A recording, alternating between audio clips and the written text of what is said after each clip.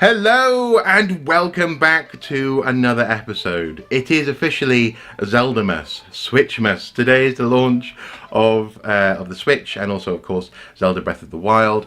And I'm happy to say that here is my copy of the game on Wii U. But this isn't the copy which I pre-ordered. And I just wanted to talk a little bit about this before I record my first moments in this beautiful game.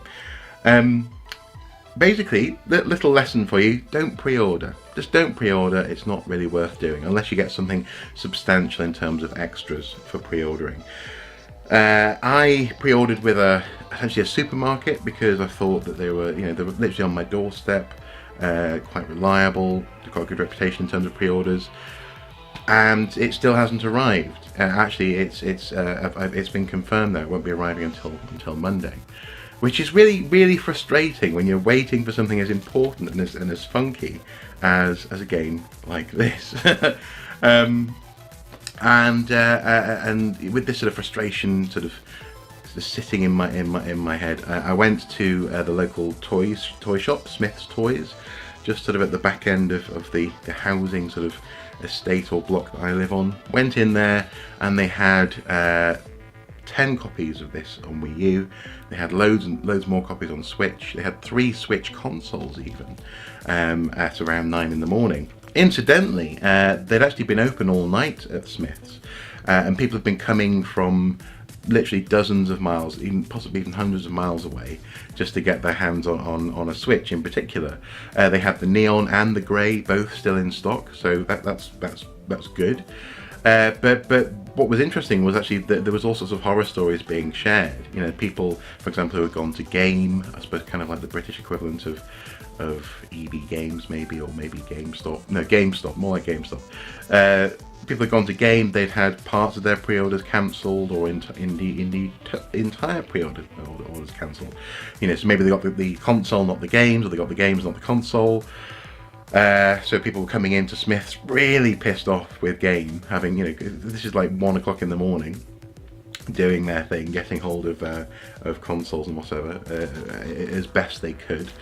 And in other instances, for example, there's a local game store near us called Granger Games, and they've also been cancelling pre-orders as well. So it sounds as though across the board, pre-ordering, certainly in my locality, has been a bit of a shit show. So yeah, as I say, I've learned that lesson. Don't pre-order. Just go and get the game on the morning of release, because here it is. It cost me less than the pre-order, and now I can play it. And to top it all off, this actually cost me £5 less than the pre-order.